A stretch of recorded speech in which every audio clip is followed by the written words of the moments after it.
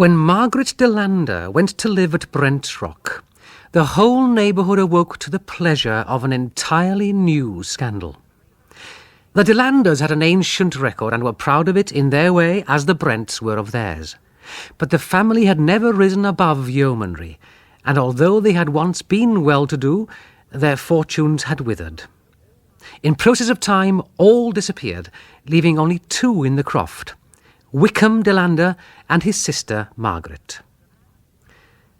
The man and woman seemed to have inherited the evil tendency of their race, sharing in common the principles of sullen passion, voluptuousness, and recklessness. The history of the Brents had been something similar, but showing the causes of decadence in their aristocratic and not their plebeian forms. The present head of the family was Geoffrey Brent. So long as Geoffrey confined his dissipations to London and Paris and Vienna, opinion was silent. But when the scandal came close home, it was another matter. Wickham Delander had quarrelled with his sister, and they were on terms not merely of armed neutrality, but of bitter hatred. And in the end, Wickham, overcome with passion, had ordered his sister to leave his house. Some weeks passed, and it was understood in the neighbourhood that Margaret had gone to London, when she suddenly appeared, driving out with Geoffrey Brent, and the entire neighbourhood knew before nightfall that she had taken up her abode at the Rock. Neither Margaret nor Geoffrey was of a pacific temperament, and it was not long before there began to be quarrels between them.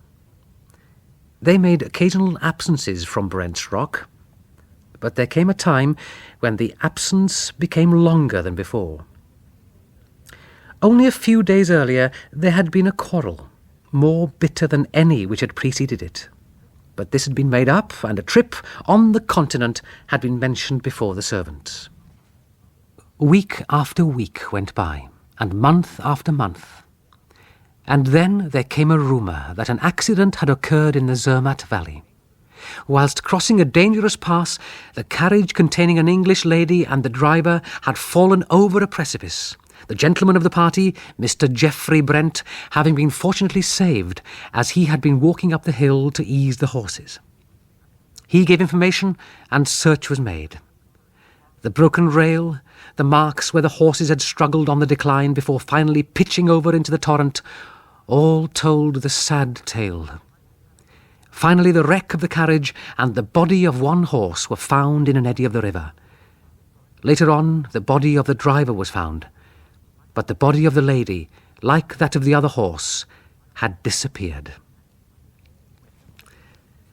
Wickham Delander made all the inquiries possible, but could not find any trace of the missing woman.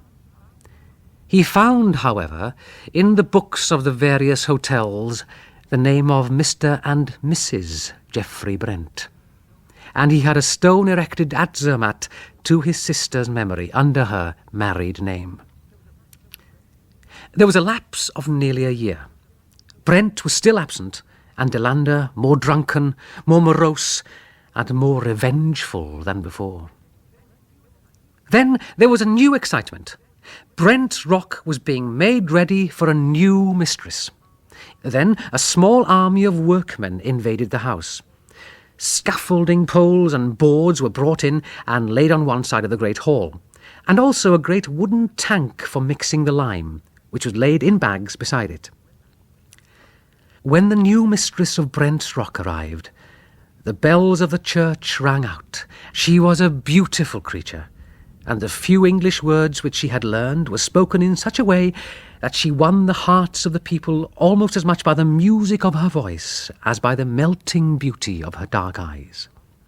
And so months passed, and the whisper grew that at last Brent's Rock was to have an heir.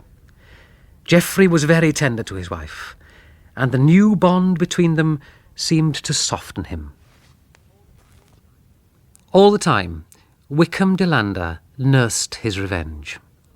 One night he sat alone in the living room of his house. He had been drinking heavily for some time and was more than half stupefied. Presently he sank into a daze, but suddenly awoke to see standing before him someone or something like a battered, ghostly edition of his sister. The woman before him, with distorted features and burning eyes, seemed hardly human, and the only thing that seemed a reality of his sister was her wealth of golden hair, now streaked with grey. "Why are you here? You're dead and buried." "I am here, Wickham Delander, for no love of you, but because I hate another even more than I do you." A great passion blazed in her eyes. "Did he marry you? I have come here tonight simply to let you know that I am alive, so that if any violence be done me where I am going, there may be a witness." "Where are you going?" "That is my affair." Wickham stood up, but the drink was on him, and he reeled and fell. As he lay on the floor, he told her that he would follow her through the darkness by the light of her hair and of her beauty. At this she turned on him, and said that there were others beside him that would rue her hair and her beauty too. "As he will," she hissed, "for the hair remains, though the beauty be gone. When he withdrew the linchpin and sent us over the precipice into the torrent, he had little thought of my beauty." And with a fierce gesture she flung open the door and passed out into the night. Later on that night, Mrs. Brent became suddenly awake and spoke to her husband. "Geoffrey, was not that the click of a lock somewhere below our window?" But Geoffrey, though she thought that he too had started at the noise, seemed sound asleep and breathed heavily. Again Mrs. Brent dozed, but this time awoke to the fact that her husband had arisen and was partially dressed. He was deadly pale.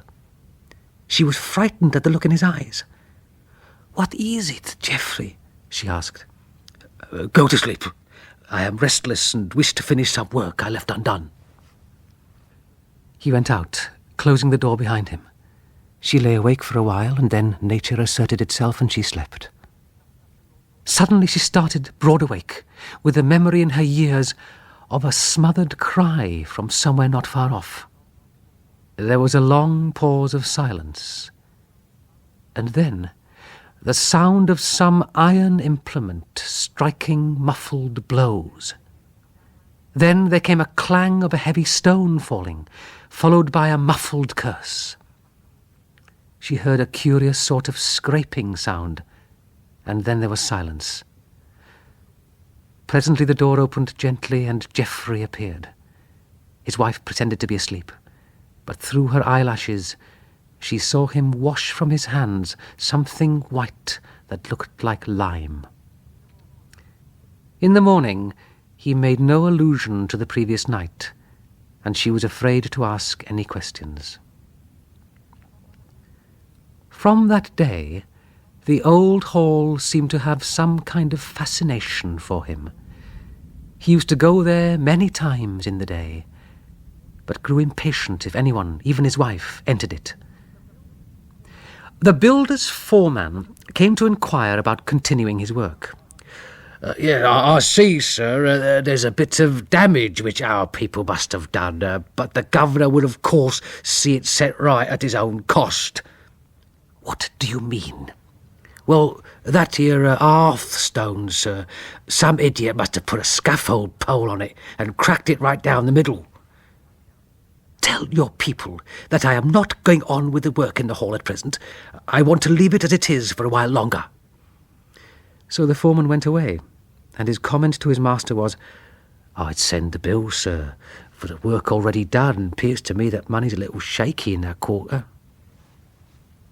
That night, when Geoffrey went into the hall, he bent down over the broken hearthstone.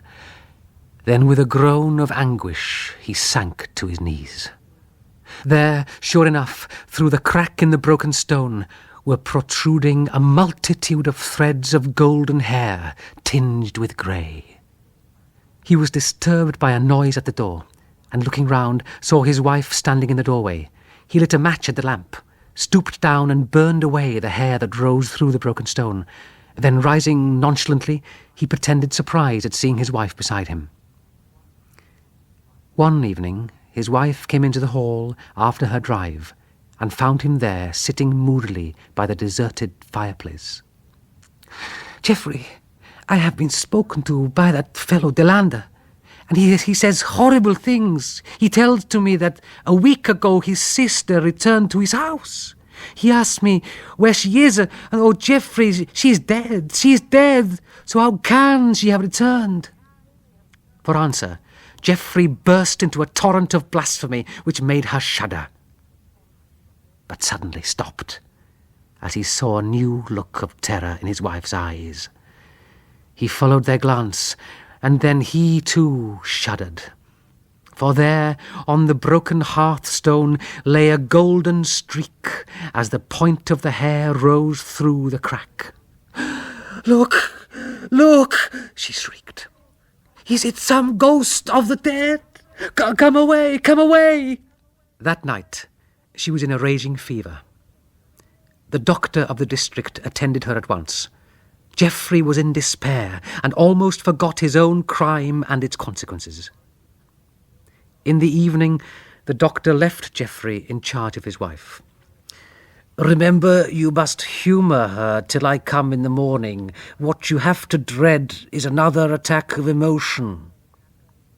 Late in the evening, when the rest of the household had retired, Geoffrey's wife got up from her bed and called to her husband. "Come," she said, "come to the old hall. I know where the gold comes from. I want to see it grow." Geoffrey would fain have stopped her, but he feared for her life or reason, and seeing that it was useless to try to prevent her, wrapped a warm rug around her and went with her to the old hall.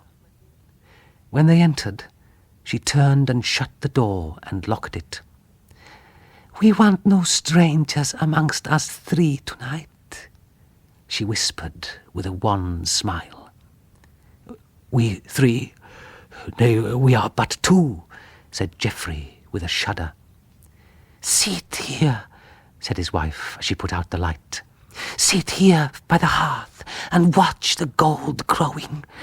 The silver moonlight is jealous. See, it steals along the floor toward the gold, our gold." Geoffrey looked with growing horror, and saw that during the hours that had passed, the golden hair had protruded further through the broken hearthstone. "Now do not stir, dear," she said. "Let us sit still and watch. We shall find the secret of the growing gold." He passed his arm round her and sat silent. And as the moonlight stole along the floor, she sank to sleep. Before his horror-struck eyes, the golden hair from the broken stone grew and grew, and as it increased, so his heart got colder and colder, till at last he had not power to stir, and sat with eyes full of terror, watching his doom. In the morning they were found by the servants. There by the deserted hearth Geoffrey Brent and his young wife sat cold and white and dead. Her face was peaceful, and her eyes were closed in sleep. But his face was a sight that made all who saw it shudder. The eyes were open and stared glassily at his feet, which were twined with tresses of golden hair streaked with grey, which came through the broken hearthstone.